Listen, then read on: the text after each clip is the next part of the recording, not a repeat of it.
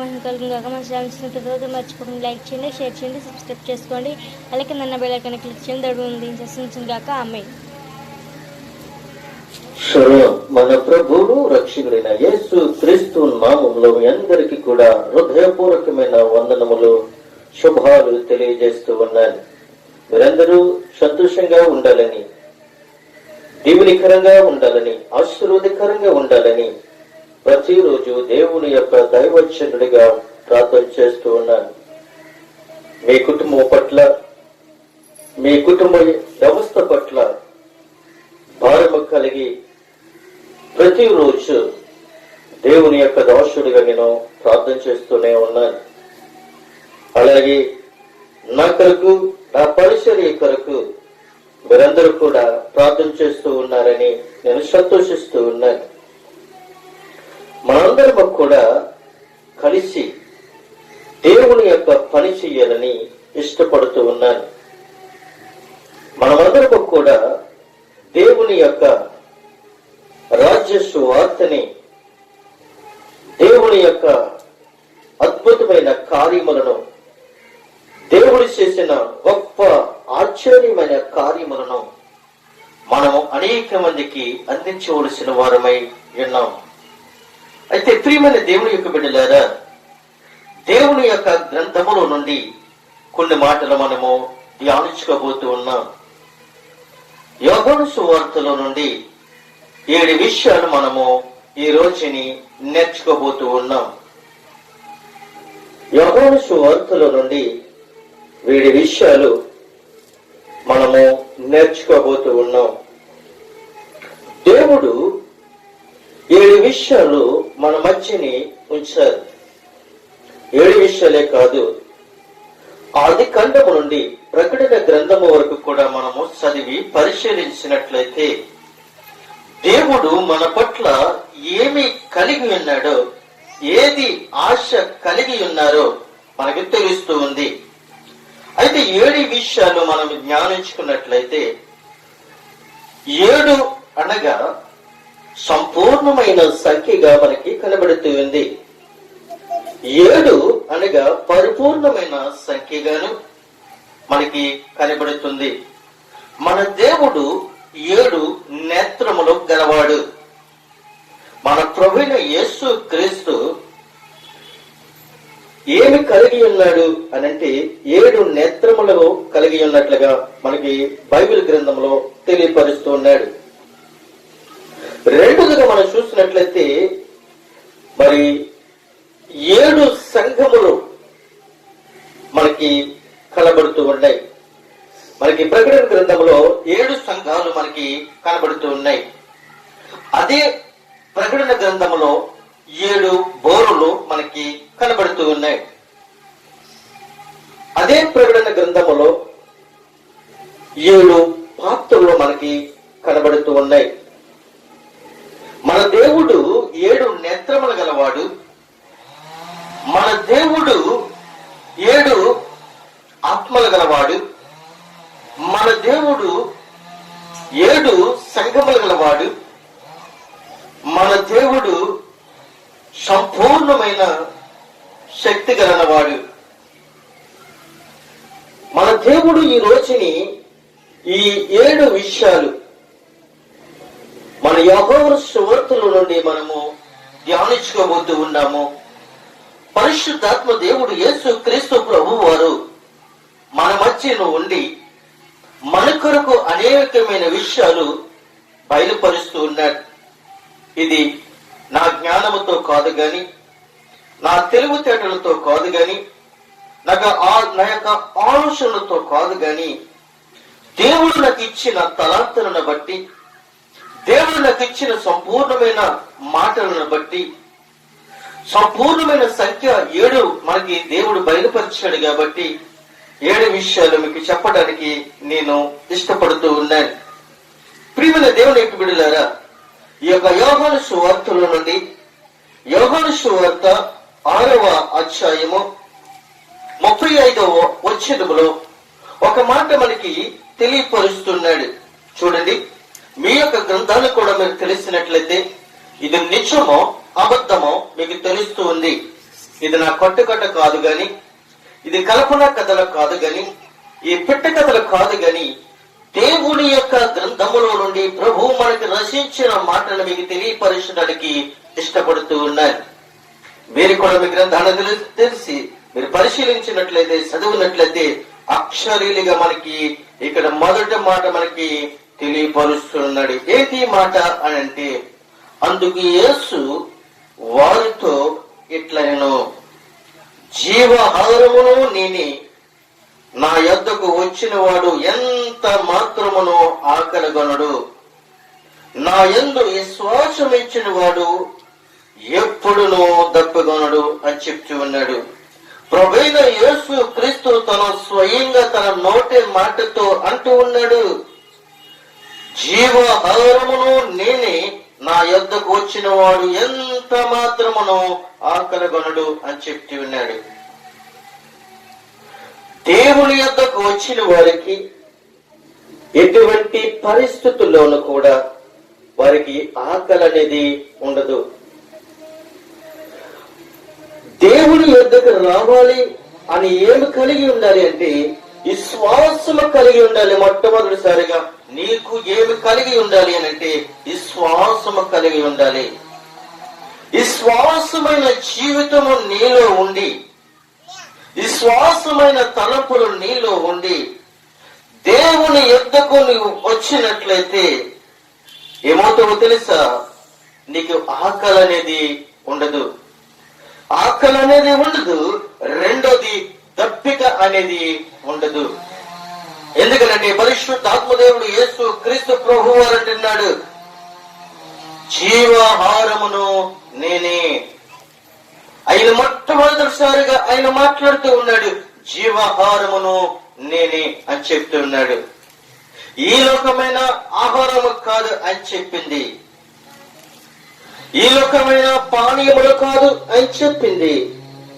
అంటున్నాడు, నా శరీరము తిన్నవాడును, నా రక్తము తాగిన వాడును నిత్య జీవము పొందుకుంటాడు, నిత్య జీవం కొనవాడై ఉంటాడని ప్రభు సెలవిస్తూ ఉన్నాడు. పిండి వంటలు వండుకుని తినడము కాదు గాని, మనకిష్టమైన వంటలు వండుకుని తినడము కాదు గాని, ఏది వండుకున్నప్పటికీ కూడా ప్రియమైన దేవుని యొక్క బిడ్డలారా, మన శరీరం కొరకే మనం తింటున్నాం ఈ రోజుని. ఏది వండుకున్నప్పటికీ కూడా మన శరీరం కొరకే వండుకుంటుంటున్నాము కానీ, ఏది తినాలన్నా, ఏది త్రాగాలన్నా, ఏది ఆశించాలన్నా కూడా మన శరీరం కొరకే మనము ఆశపడుతున్నాము గాని, మన దాహము కొరకే మనం ఆశపడుతున్నాము గాని, జీవము కలిగిన దేవుడు ఏమంటున్నాడు తెలుసా? జీవాహారమును నేనే అని అంటున్నాడు. ఆయన రక్తము త్రాగటానికి కానీ, ఆయన యొక్క ఆహారాన్ని, ఆయన యొక్క శరీరాన్ని భుజించడానికి కానీ మనం ఇష్టపడలేకపోతున్నాం. ఆయన యొక్క శరీరం తాగడానికి ఇష్టపడలేకపోతున్నాము. ఆయన యొక్క రక్తాన్ని తాగడానికి ఇష్టపడలేకపోతున్నాం. ఆయన మన కొరకు ఆయన 40 దినములను ఆయన ఏం చేస్తాడు అనంటే, ఆయన మన కొరకు 40 దినాలు ఉపవాసం ఉన్నట్లుగా ఆయన శరీరాన్ని నలగొట్టుకున్నాడు. 40 రాత్రులు 40 పగళ్ళు ఆయన మన కొరకు ఒక మాదిరిగా కనపడ్డాడు. ఆయన నలగొట్టుకున్నాడు. ఆయన మన కొరకు, మన పాపముల కొరకు ఆయన యొక్క శరీరాన్ని ఏం చేస్తాడో తెలుసా? నాకలు దున్నబడినట్లుగా దున్నబడి ఆయన యొక్క శరీరములో రక్తపు బొట్టు లేకుండా మన కొరకు తారపోస్తాడు. ఆయన మన కొరకు ఆయన రక్తాన్ని తారపోస్తాడు. ఆయన మన కొరకు ఆయన శరీరాన్ని తారపోస్తాడు. ఆయన కొరకు మనం ఏం చూస్తున్నాం ఈ రోజుని? ఏమి ఆలోచిస్తున్నాం? దేని కొరకు ఆలోచిస్తున్నాం? దేని కొరకు మనం తారపోసుకుంటూ ఉన్నాం? దేని కొరకు మనం ఎదురు చూస్తున్నామో ఒకసారి మనం జ్ఞాపకం చేసుకోవాలి. ప్రభు అంటున్నాడు, నా రాకడ సమీపం, అది సమీపమై ఉన్నదండి. ప్రభు సెలవిస్తున్నాడు. నిజమే ప్రియమైన దేవుని యొక్క బిడ్డలారా, మీకు తెలిసిపోతే మరి మీకు తెలిసే ఉండొచ్చు, తెలియకపోవచ్చు. ఈ రోజు చెప్తూ ఉన్నాను, అమెరికా దేశంలో సగమ భాగము అగ్నికి ఆహుతైపోయి ఉన్నాయి. ప్రతి ఒక్క ఇల్లు తగలబడిపోయింది. ఎందుకు తగలబడిపోయింది అని అంటే యేసుక్రీస్తు లేడు, దేవుడు లేడు అని వాళ్ళు దేవుడిని హేళన చేస్తారు, దేవుని చిన్న చూపి చూస్తారు. ప్రియమని దేవునికి బిడ్డలారా, అయితే అర్ధరాత్రి వేళ వాళ్ళు అలా మాట్లాడుతూ ఉన్నప్పుడు ఒక వ్యక్తికి రోషము కలిగి, నా ప్రభుని ఎలాగంటారా, దేవుడు జీరో అని అంటారా, నా దేవుడు ఉన్నాడు, ఆయన ఉన్నాడు, ఆయన శక్తి ఉంది, ఆయన యొక్క బలం ఉంది, ఆయన యొక్క స్వరూపం ఉంది, ఆయన మాట్లాడే దేవుడు, అద్భుత కార్యాలు చేయగల దేవుడు. కానీ నా దేవునికి కోపం వచ్చింది ఏంటంటే ఏది కూడా ఆగదు అని వాళ్ళని అన్నప్పుడు వాళ్ళందరూ అన్నారు, వేల మంది, కోట్లాది మంది ఆ యొక్క అమెరికా దేశంలో అతనిని చిన్న చూపు చూస్తారు. జీరో, యేసు ప్రభు లేడు, ఈ ప్రాంతం యొక్క జీరో, దేవుడు ఒక జీరో అని చెప్పారు. ప్రియమైన దేవునికి బిడ్డలారా, అర్ధరాత్రి వేళ అమెరికా దేశం అంతా సగం భాగమంతా కూడా కాలి బొక్కైపోయింది. ప్రియమైన దేవునికి బిడ్డలారా, కానీ నా దేవుడు ఉన్నాడు, నా దేవుడు సజీవుడు, నా దేవుడు రక్షకుడు, ఆయనే నిజమైన దేవుడు అని చెప్పిన వ్యక్తి యొక్క గృహము ఎక్కడ కూడా కాలలేదు. ఆయన అరుగు మీద పెట్టుకున్న, వాకిట్లో పెట్టుకున్న ఒక కారు కూడా కాలలేదు. ప్రియమైన దేవునికి బిడ్డలారా, ఆ ఇంటిని కనీసము మసి కూడా మరి పట్టుకోలేదు. చూడండి, ఆ ప్రాంతం అంతా కూడా సగ భాగం కాలిపోతే ఆ యొక్క వ్యక్తి గృహం మాత్రమే నిలబడి ఉన్నట్లుగా ఉంది. అమెరికా దేశం అంతా కూడా ఆ వ్యక్తి గొప్ప సువార్తను ప్రకటిస్తున్నాడు. నా దేవుడు గొప్ప దేవుడు, నా దేవుడు సజీవుడు, నా దేవునికి కోపం వచ్చింది అనంటే ఏది కూడా ఆగదు అని గొప్ప సాక్ష్యం చెప్తూ ఉన్నాడు. ప్రియమైన దేవునికి బిడ్డలారా, దేవునికి మనం ఏమి కలిగి ఉండాలంటే ఒక సాక్షిగా ఉండాలి, అంతే తప్ప గాని ఏమి తిందమో, ఏమి తాగుతామో, ఏమి ధరించుకుందామని కాదు ఈ రోజు మనం బ్రతికేది. దేవునికి మనము సాక్షిగా ఉండాలి. దేవుని శరీరము తినడానికి గాని, దేవుని యొక్క రక్తాన్ని త్రాగడానికి గాని మనము వెనకాడకూడదు. ఏది ఎప్పుడు సంభవిస్తుందో మనకు తెలియదు, దొంగ ఎప్పుడు వస్తాడో మనకు తెలియదు, ఆ దొంగ వచ్చి ఏం చేస్తాడో మనకు తెలియదు. ఈ రోజుని మనము గమనించలేకపోతూ ఉన్నాం, ఆలోచించలేకపోతూ ఉన్నాం, విశ్వసించలేకపోతూ ఉన్నాం. నా ప్రభువైన యేసుక్రీస్తు అంటున్నాడు, జీవాహారాన్ని నేనే, నా శరీరాన్ని తనండి. ఈ లోకమైన శరీరానికి సంబంధించిన వంటకాలు గాని, శరీరానికి సంబంధించిన వస్తువులు గాని మీరు భుజిస్తున్నారేమో, అది ఇంతవరకే, అక్కడి వరకే. కానీ మీరు నా శరీరము తింటే నిత్య జీవం పొందుకుంటారని ప్రభు సెలవిస్తున్నాడు. రెండోది అంటున్నాడు, విశ్వసించిన వాడు ఎప్పుడు తప్పగలడు అని చెప్తూ ఉన్నాడు.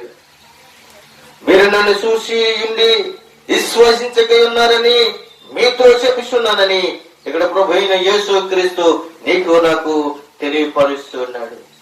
ఆయన చూస్తూ ఉన్నాం, ఆయన వాక్యాన్ని వింటూ ఉన్నాం, ఆయన ప్రవచనాలు వింటూ ఉన్నాం, స్వస్థత కార్యాలు చూస్తూ ఉన్నాం, గొప్ప ఆశ్చర్య కార్యాలు చూస్తూ ఉన్నాం, అనేకమైన అద్భుత కార్యాలు చూస్తూ ఉన్నాం. కానీ కళ్ళతో చూసినా కానీ మనము గ్రహించలేకపోతూ ఉన్నామని ప్రభు సెలవిస్తూ ఉన్నాడు. అయితే ప్రియమైన దేవునికి బిడ్డలారా, ఇక్కడ మొట్టమొదటిసారిగా ఒక మాట మనం చూస్తాం, జీవాహారమును నేనే, నా యొద్దకు వచ్చిన వాడు ఎంత మాత్రమును కూడా ఆకలగొనడని ప్రభు చూస్తూ ఉన్నాడు. దేవుని యొద్దకు వచ్చినప్పుడు దేవుని యొక్క వాక్యము వినాలని, జీవాహారమైన వాక్యము హృదయంలో భద్రపరచుకోవాలని ఆశతోను దేవుని యొక్క మందిరాలకు రావాలి. గాని ఏదో వచ్చాములే వెళ్ళాములే, ఈ వారం అయిపోయింది, మళ్ళీ వారం అయిపోయింది, ఇంకా టైం ఉందలే అని అనుకుంటున్నావేమో.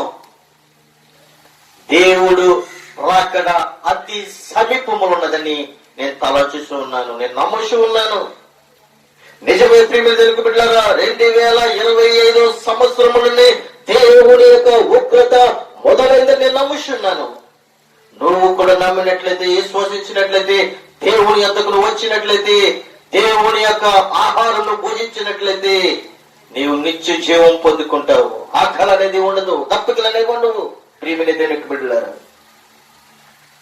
దేవుని నమ్మి విశ్వసించిన ప్రతి ఒక్కడు కూడా వాడు నశించిపోడు, వాడు రక్షింపబడతాడే గాని నశించిపోడని ప్రభు సెలవిస్తూ ఉన్నాడు. మరి ఒక మాట మనం చూసినట్లయితే ప్రియమైన దేవునికి బిడ్డలారా, యోహాను సువార్త 8వ అధ్యాయం 12వ వచనంలో 2వ మాట మనం చూడబోతూ ఉన్నాం. చూడండి, మరలా యేసు, నేను లోకమునకు వెలుగును, నన్ను వెంబడించువాడు చీకటిలో నడవక జీవపు వెలుగు కలిగి ఉండునని వారితో చెప్తూ ఉన్నాడు. వారితోనే కాదు ప్రియమైన దేవునికి బిడ్డలారా, ఈ రోజు నీతో నాతో చెప్తూ ఉన్నాడు, నేను లోకమునకు వెలుగును, నేను వెలుగై ఉన్నాను, మీరు కూడా వెలుగులో నడవండి అని చెప్తున్నాడు.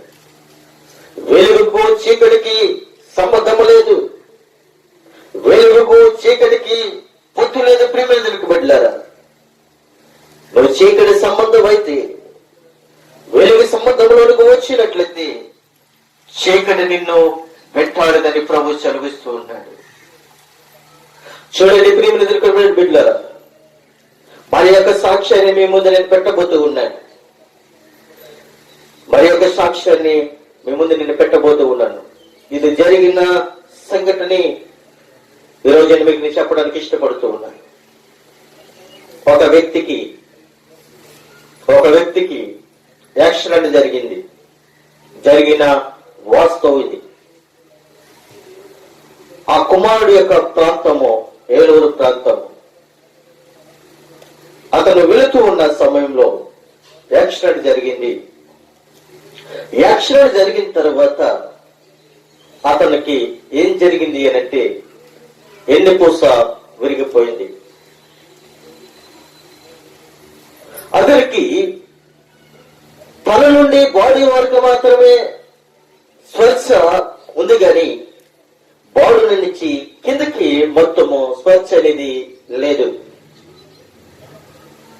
ఎవరికైనా సరే ప్రియమైన బిడ్డలారా, ఎన్నుముక చాలా ప్రాముఖ్యమైనది.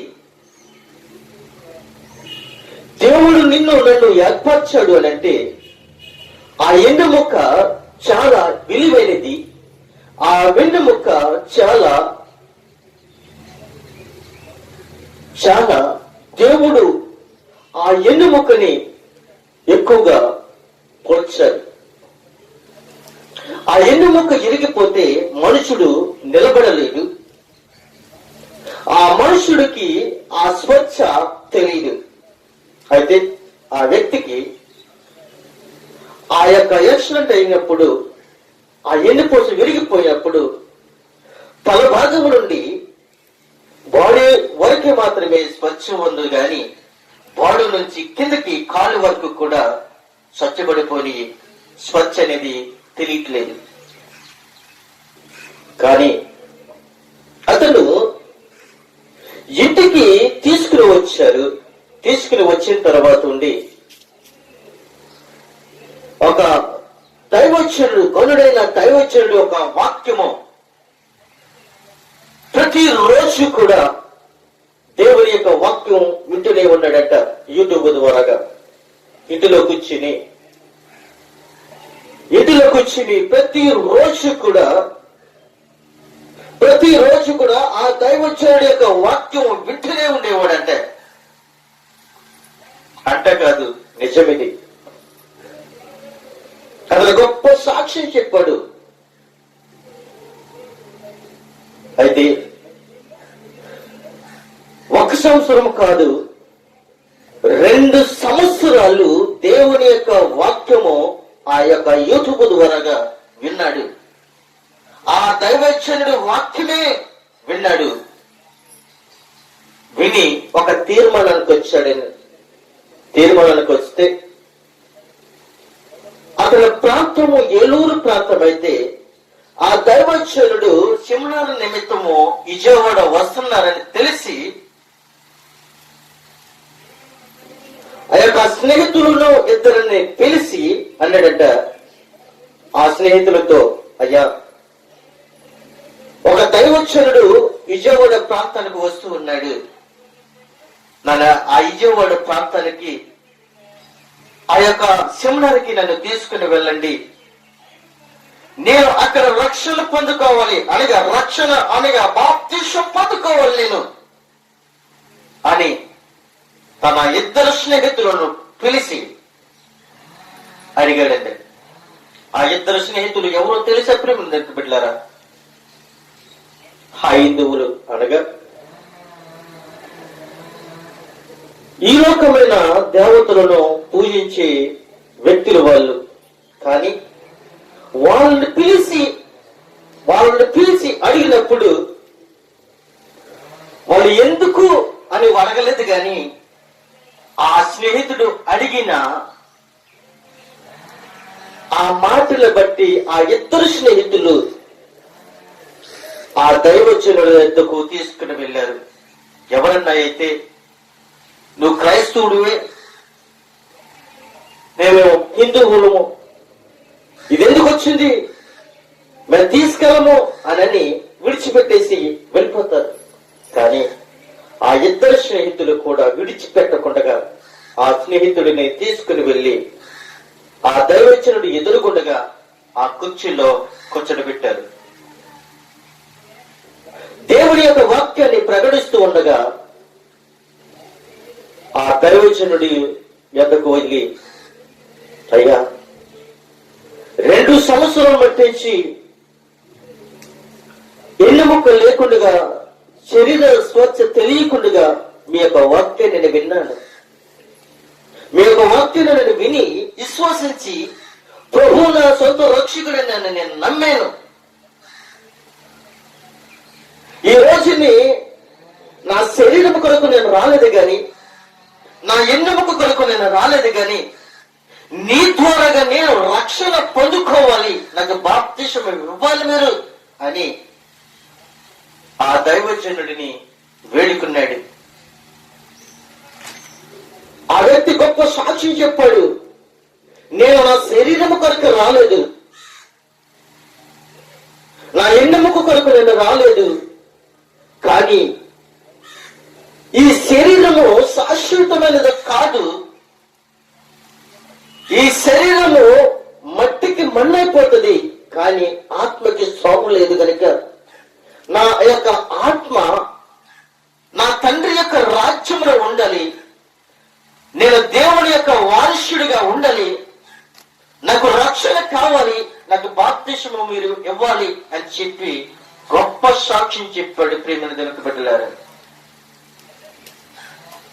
ఈ రోజుని చాలా మంది ఉన్నారు ఈ రోజుల్లో దేవుణ్ణి అడ్డు పెట్టుకుని అనేక రీతులుగా మాట్లాడుతూ ఉన్నారు, అనేక రీతులుగా పరుగులు తీస్తూ ఉన్నారు. శరీరమైన అందసందాల కొరకు, శరీరమైన కోరికల కొరకు శరీరాన్ని పాడు చేసుకుని ఇంకా టైం ఉందలే, దేవుడు ఎప్పుడో వస్తానులే అని అనుకుంటున్నారేమో కానీ సమయాన్ని ఆసన్నము చేయకూడదని ప్రభు సెలవిస్తూ ఉన్నాడు. ఆ వ్యక్తి ఎన్నెముక లేకపోయినా, శరీరము సహకరించకపోయినా, శరీరం కొరకు నేను ఏడవటం లేదు కానీ నేను చనిపోతే నేను నరకానికి పోతానేమో అనే భయముతో నేను రక్షణ పొందుకోవాలి అని ఆయన సాక్ష్యం చెప్పాడు. తన తోట వచ్చిన 2 హిందువుల యొక్క వ్యక్తులు గొప్ప సాక్షిగా నిలబడ్డారు. ప్రేమలు దొరకబడ్డారు. మన భారతదేశం యొక్క సాంప్రదాయము అందరము కలిసి ఉంటేనే ఐక్యత, అంతే తప్ప కానీ నీవు వేరు నేను వేరు, నీ ముఖం వేరు నా ముఖం వేరు ఇలాగా మనం చెప్పుకోవడం కాదు. ఎవరైనా సరే, ఏ స్త్రీ అయినా సరే, ఏ పురుషుడైనా సరే, దేవుని యొక్క వాక్యము విశ్వసించేంత వరకు కూడా వాళ్ళను మనం వేలెత్తి చూపించకూడదని ప్రభు సెలవిస్తున్నారు.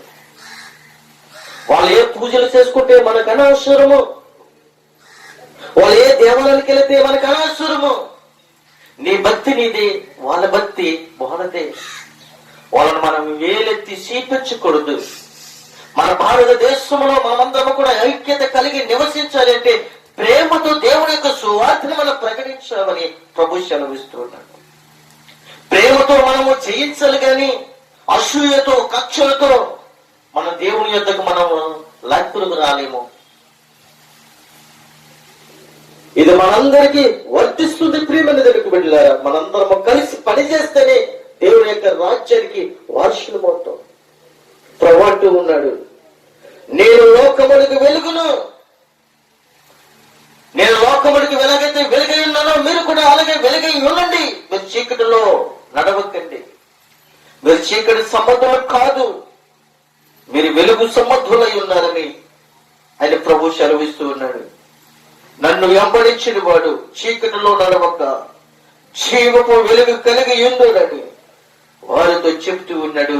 ప్రియమైన దేవుని బిడ్డలారా, మన ఇంటికి అనేకమైన లైట్లు పెట్టుకుంటాం. కరెంట్ వెళ్ళిపోయిన తర్వాత చీకటి వస్తుంది. మరి కరెంట్ వచ్చినప్పుడు వెలుగు వస్తుంది. కానీ నీ దేవుడైన యెహోవా, నీ దేవుడైన యేసుక్రీస్తు ప్రభు పరిశుద్ధాత్మ దేవుడు నీలో నిత్యము ఉంటే నువ్వు ఎప్పుడు వెలిగింపబడితేనే ఉంటావు. ఎప్పుడు కూడా నీవు వెలిగింపబడితేనే ఉంటావు. ఎప్పుడు ఆనందంగానే ఉంటావు. ఎప్పుడు ఉద్యమంగానే ఉంటావు. ఎప్పుడు సంతోషంగానే ఉంటావు. కానీ ఎప్పుడు కూడా నువ్వు ఏడవు. యేసుక్రీస్తు నీలో ఉంటే ఎప్పుడు సంతోషంగానే ఉంటావు. కానీ చీకటి నీలో ఉంది అంటే ఎప్పుడు కూడా నువ్వు వేడుస్తూనే ఉంటావు. క్రైస్తవుడు అని, నేను క్రైస్తవుడిని, నేను దేవుని విశ్వసించిన వాడని అని అనుకుని వేషధారణతో నువ్వు బ్రతికినట్లయితే, చీకటి అనే శక్తులను నీలో పెట్టుకుని వేషధారణగా నువ్వు బ్రతికినట్లయితే నువ్వు ఎప్పుడు కూడా ఏడుస్తూనే ఉంటావు. నీలో, నీ బ్రతుకులో, నీ జీవితంలో చీకటే ఉంటది కానీ, చీకటి శక్తులే ఉంటాయి కానీ నీలో ఆనందం అనేది ఉండదు, సంతోషం అనేది ఉండదు, నీలో ఉద్యోగం అనేది ఉండదు.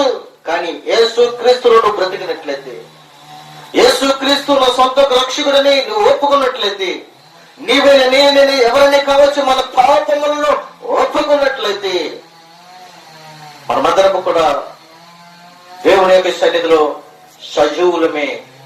పరిశుద్ధాత్మ దేవుడు నిన్ను నన్ను ప్రేమిస్తున్నాడు. రెండు విషయాలు మనం చూసాం. ప్రియమైన దేవునికి బిడ్డలారా, రెండు విషయాలు మనం చూసాం. నేను జీవాహారమును, రెండోది నేను లోకమునకు వెలుగును అని చెప్తూ ఉన్నాడు. మరి ఒక మాట మనం చూస్తున్నట్లయితే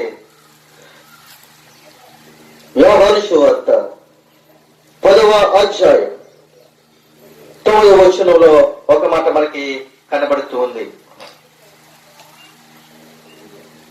చూడండి ప్రియమైన దేవునికి బిడ్డలారా, యోహాను సువార్త 10వ అధ్యాయము 9వ వచనం, నేను, చూడండి, నేనే ద్వారమును, నా ద్వారా ఎవడైనను లోపల ప్రవేశించిన ఎడల వాడు రక్షింపబడిన వాడై లోపలికి పోవచ్చు, బయటికి వచ్చెను, మేత మేయిస్తుండును అని చెప్తూ ఉన్నాడు. ప్రియమైన దేవునికి బిడ్డలారా, నేనే ద్వారమును అని చెప్తూ ఉన్నాడు. నా ద్వారా ఎవడైనా లోపల ప్రవేశించిన ఎడల వాడు రక్షింపబడిన వాడై ఉన్నాడని ప్రభు సెలవిస్తున్నాడు. మన కొత్తగా ఇల్లు కట్టుకోవచ్చు.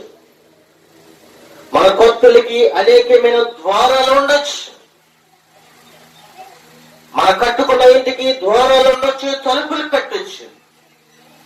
రకరకాలైన తాళాలు మనము అలంకరించవచ్చు. మన గృహానికి అందంగా తలుపులను అలంకరించుకోవచ్చు. కానీ ప్రభు అంటూ ఉన్నాడు, నేనే ద్వారమును అని చెప్తూ ఉన్నాడు. ఆయనే ద్వారం.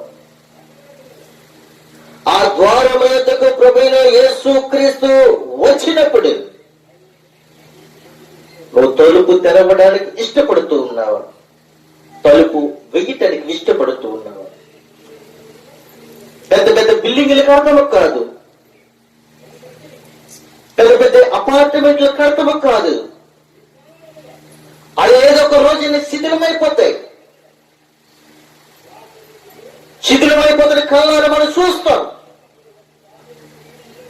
ఈ శాశ్వతమైన స్థలాలు కాదు, శాశ్వతమైన గృహాలు కాదు, శాశ్వతమైన అంతస్తులు కాదు. శాశ్వతమైన గృహము మనకి పరలోక రాజ్యంలో ఉంది.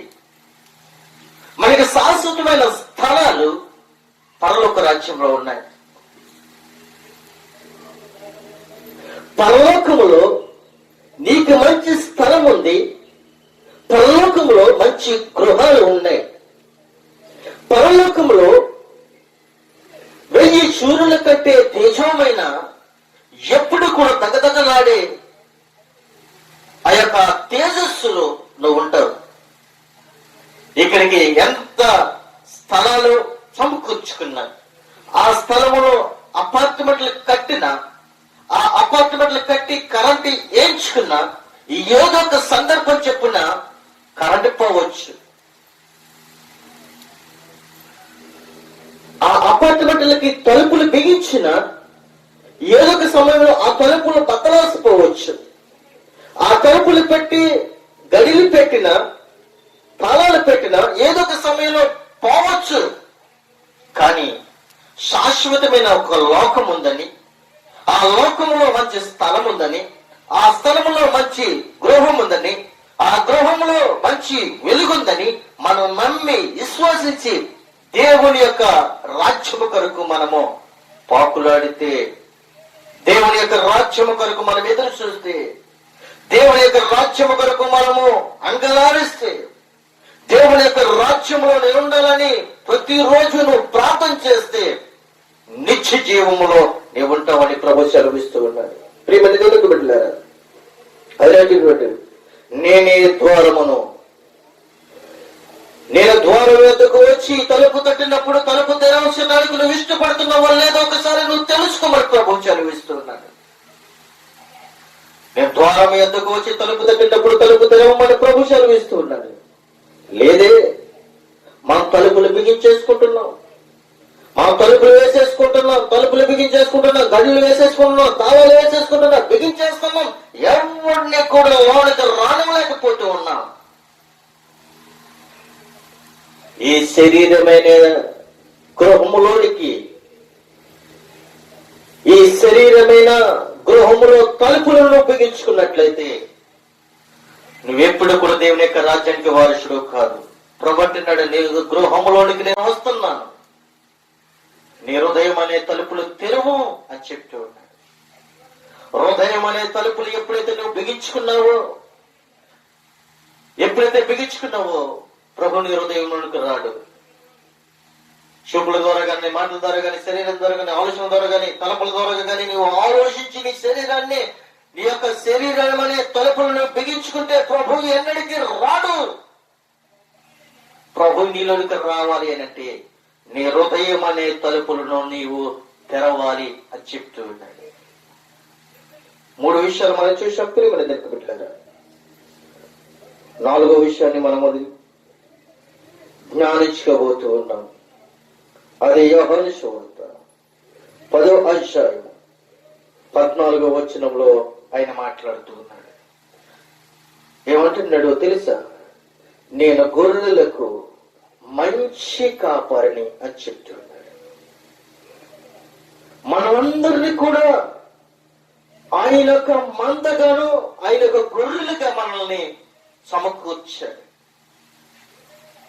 ఆయన మనల్ని మేపటానికి, ఆయన మనల్ని రక్షించడానికి, ఆయన మనల్ని కాపలా కాయటానికి ఆయన ఏమై ఉన్నాడంటే మంచి కాపరి అన్నాడు.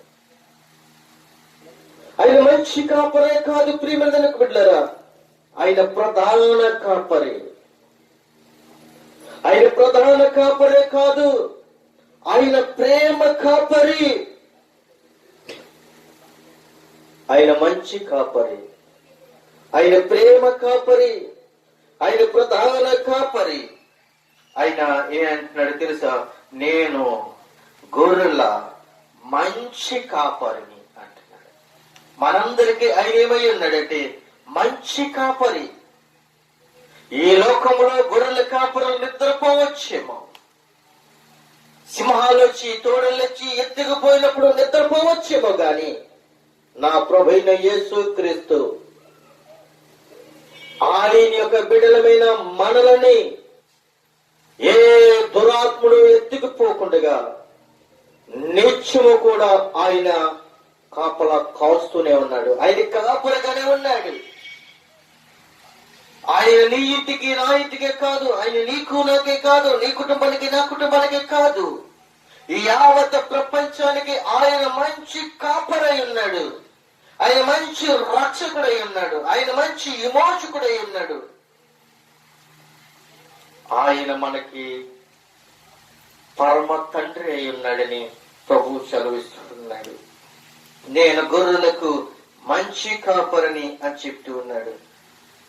5వ విషయంలో మనం చూసినట్లయితే యోహాను సువార్త 11వ అధ్యాయము చూడండి ప్రియమైన బిడ్డలారా.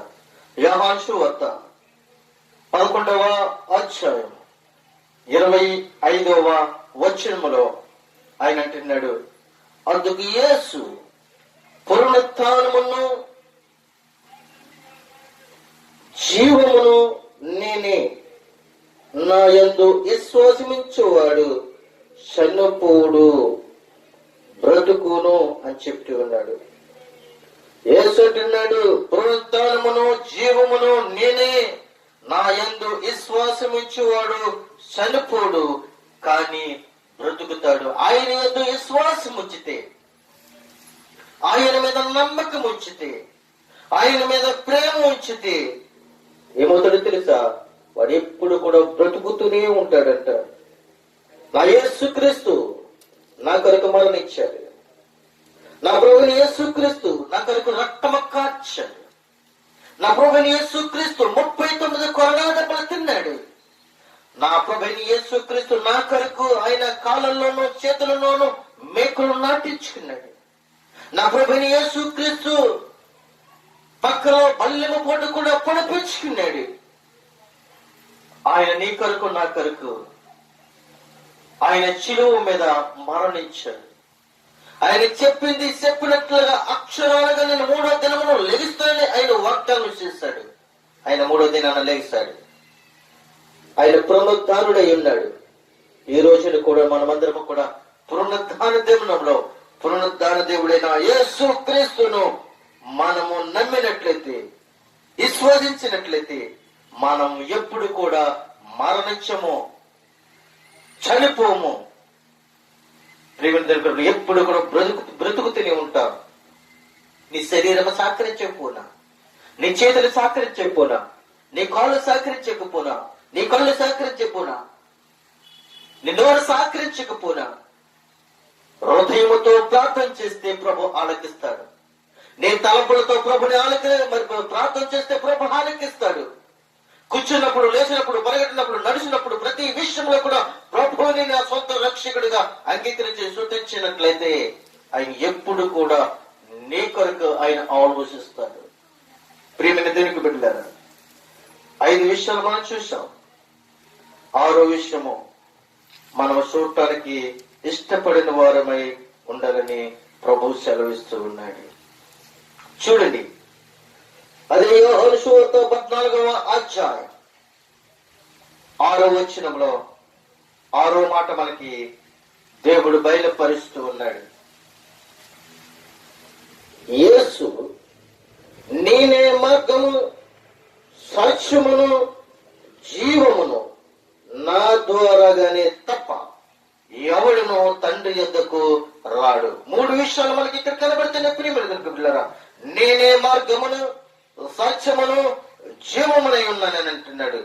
నా ద్వారాగానే తప్ప ఎవడును తండ్రి యొద్దకు రాడు. నువ్వు అనుకుంటున్నావు ఈ రోజుని నా నోటు ద్వారాగానే జయిస్తాను, నా ఆలోచన ద్వారా నేను జయిస్తాను, నా తలంపుల ద్వారా నేను జయిస్తాను. నాకు ఎవడు అక్కర్లొద్దు. డబ్బు ఇచ్చుకుంటే రక్షణ వచ్చేస్తుందిలే, డబ్బు ఇచ్చుకుంటే సేవకులు ప్రార్థన చేసేస్తారులే, ఫోన్లు చేస్తే సేవకులు వచ్చేస్తారులే, ప్రతిరోజు నా ఇంటికి వచ్చేస్తారులే సేవకులు నువ్వు అనుకుంటున్నావేమో. డబ్బు ఇచ్చిన సేవకుడు రాడు, ఫోన్లు చేసిన సేవకుడు రాడు.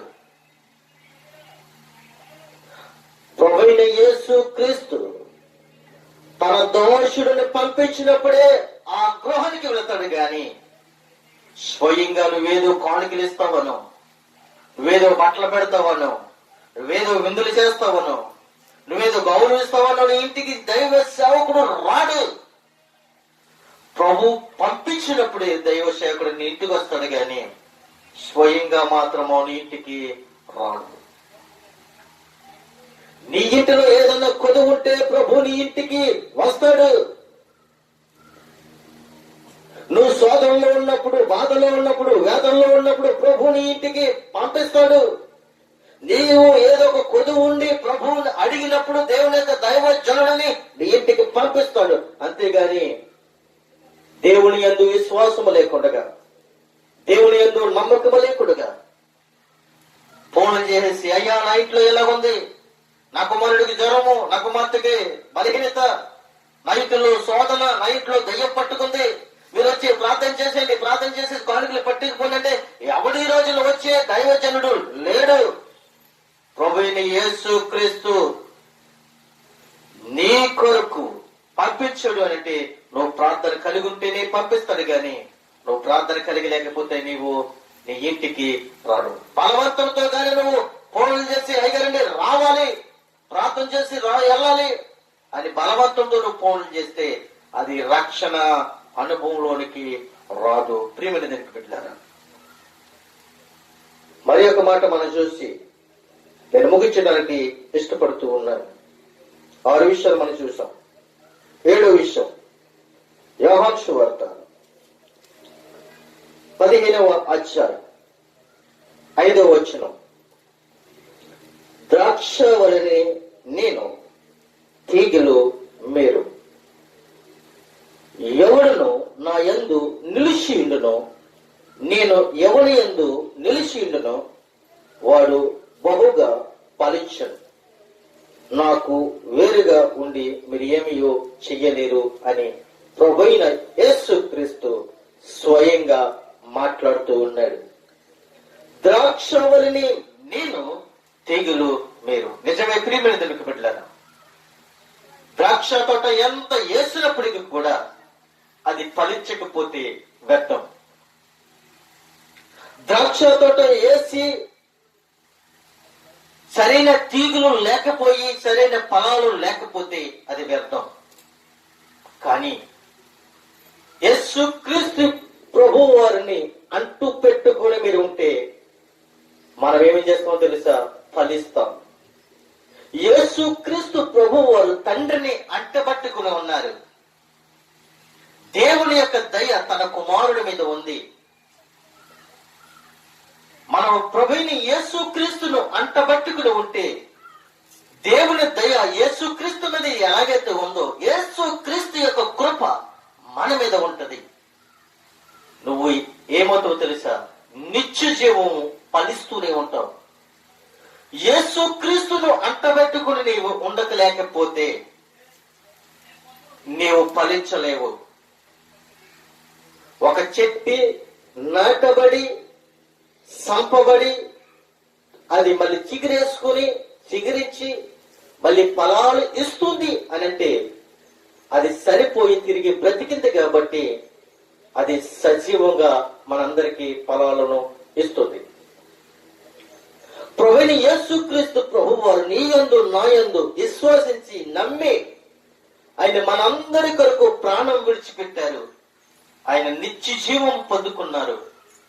తన రాజ్యంలోనికి మనల్ని వారసులుగా చేసుకోవడానికి తీసుకుని వెళ్ళడానికి ఆయన త్వరగా రాబోతూ ఉన్నాడు. ప్రియమైన దేవుని బిడ్డలారా, 7 విషయాలు మనం చూస్తాం.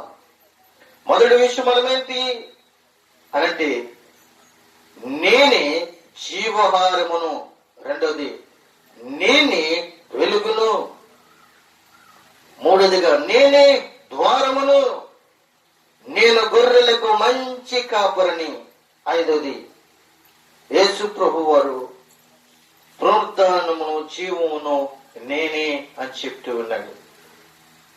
ఆరోది నేనే మార్గం, సత్యం, జీవము, నా ద్వారాగానే తప్ప ఎవడనో తండ్రి యొద్దకు రాడు. ఏడో విషయం, నేను ద్రాక్షవల్లిని, మీరు తీగలు అని చెప్తూ ఉన్నారు. ఈ 7 విషయాలు మన జీవితంలో ఫలించాలని కోరుకుంటూ నా మాటలు ముగిస్తూ ఉన్నాను. కొద్ది మాటలు దేవుడు దీవించి ఆశీర్వదించును గాక.